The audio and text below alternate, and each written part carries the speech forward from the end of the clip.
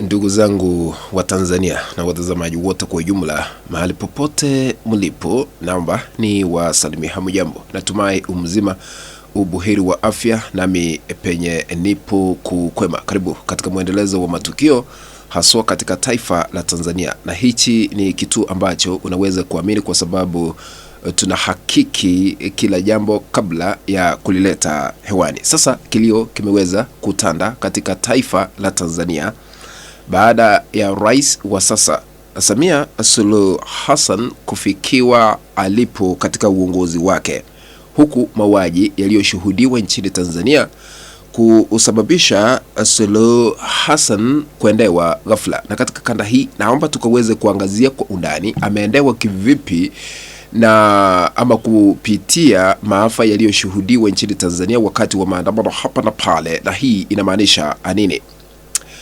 Unavyotazama hewani, chapisho hili limeweza kuchapisha na kusema ya kwamba Rais Samia awania tuzo ya mtawala mbaya. Sasa Rais Samia Suluhu Hassan ameendewa alipo na kuorodheshwa miongoni mwa wale ambao wanawania tuzo haswa katika utawala mbaya. Ikumbuke kwamba kulikuwa na maandamano nchini Tanzania wakati wa uchaguzi, na baada ya uchaguzi tukashuhudia maafa mengi yakishuhudiwa nchini Tanzania. Watu wengi waliweza kuangamia vile mnajua, lakini hayo yote yameweza kusababisha makubwa na kuleta aibu kubwa haswa kwa Rais Samia Suluhu Hassan, huku akifikiwa na aibu zote kwa pamoja baada ya kuendewa aliko Ikulu kupitia shirika la Index on Censorship kwa kumworodhesha kuwa mtawala mbaya ulimwenguni.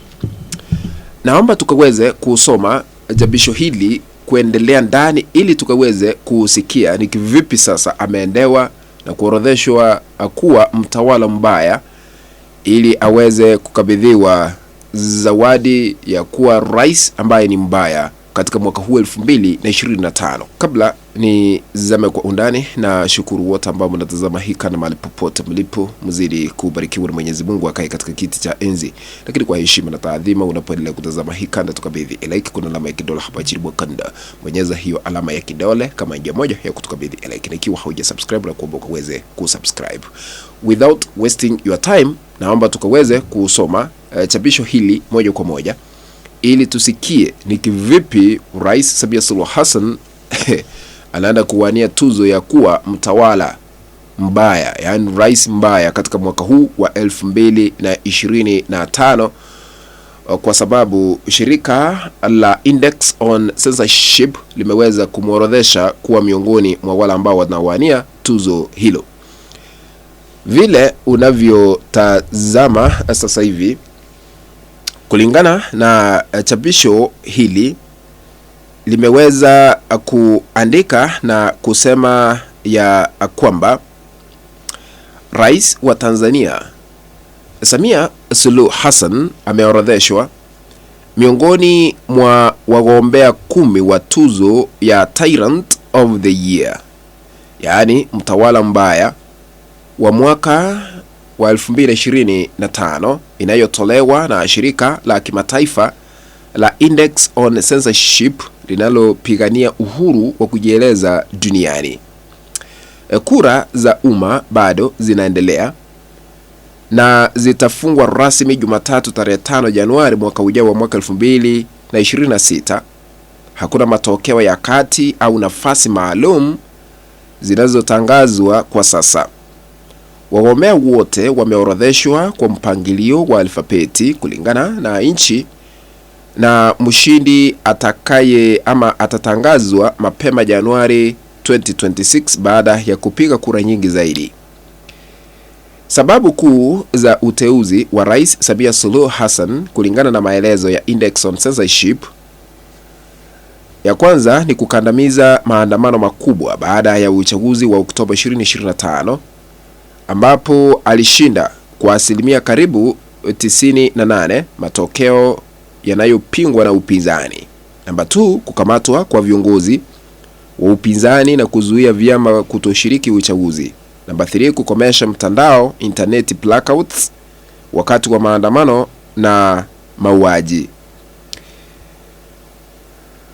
Wakati wa maandamano na mauaji yanayodaiwa ya mamia ya waandamanaji. Namba 4, kuzuia tovuti za vyombo vya habari vikubwa na kukamata waandaaji wa maandamano.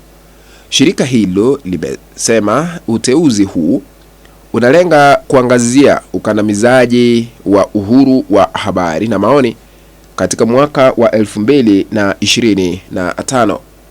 Wagombea hao waliorodheshwa wengine ni kama wafuatao. Mmoja anaitwa Mula Hipatula Akudizada kutoka taifa lile la Afghanistan.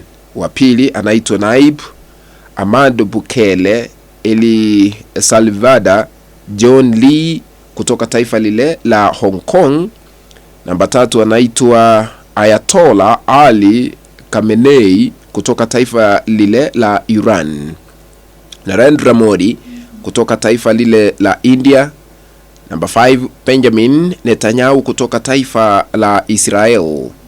Mwingine anaitwa Vladimir Putin kutoka taifa lile la Urusi. Namba 7 Samia Suluhu Hassan ambaye anatoka taifa la Tanzania. Namba 8 anaitwa Recep Tayyip Erdogan kutoka taifa lile la Uturuki. Donald Trump kutoka taifa lile la Marekani. Kwa hivyo unavyotazama, Rais Samia Suluhu Hassan yeye ndiye kiongozi ambaye ni mwanamke wa kipekee kuorodheshwa kando na wanaume wengine, haswa wale ambao wameonyesha utawala mbaya zaidi ulimwenguni. Sasa kura zinaendelea kupigwa. Sijui kama kwa Tanzania mtampigia Samia Suluhu Hassan kuwa mtawala mbaya ama mataifa mengine yatampigia, lakini mshindi atatangazwa mapema mwaka ujao wa 2026. Sasa hii inaonyesha picha halisi vile mambo yalivyo katika taifa la Tanzania, taifa ambalo halijawahi shuhudia mambo ya maandamano na mauaji hapa na pale. Vile tumesikia kuorodheshwa kwa Samia Suluhu Hassan ni kwa sababu ya ukandamizaji, mauaji nchini Tanzania, kuzima interneti, tovuti hapa na pale, kuzima vyombo vya habari. Haya yote ndiyo yaliweza kusababisha kuorodheshwa, na hii ni aibu kubwa kusema kwamba Samia Suluhu Hassan ni miongoni mwa watawala wabaya ambao wamekalia mamlakani, haswa kuwa na uongozi wa kimla tena zaidi. Kwa hivyo Tanzania sasa hivi katika ulimwengu mzima, wakati shirika hili la Index on Censorship linasema ya kwamba Tanzania ni miongoni mwa mataifa yale ambayo yanaongozwa na kimla, ni kuchafua jina la Watanzania, kwa sababu wengi walikuwa wanajua Tanzania ni taifa ambalo liko na amani, ni taifa ambalo liko na heshima zake, lakini sasa hivi hamna, kwa sababu hayo yote yametubwa katika kaburi la sahau.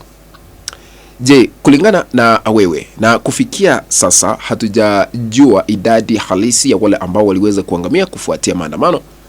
Bado hatujajua wale ambao waliweza kujeruhiwa katika wakiendelea kupokezwa matibabu katika hospitali mbalimbali humu nchini. Bado hatujajua wale ambao waliweza kuangamia walizikwa wapi, kwa sababu kituo cha CNN kiliweza kuchapisha na kusema ya kwamba kuna baadhi ya makaburi ya halaiki ya pamoja, watu waliweza kuzikwa pamoja, lakini uchunguzi unaendelea kufanyika ili kujua ukweli halisi wa mambo. Je, wewe unaunga mkono shirika hili la kimataifa la Index on Censorship kumworodhesha Samia Suluhu Hassan kuwa miongoni mwa watawala wabaya zaidi katika mwaka huu wa 2025?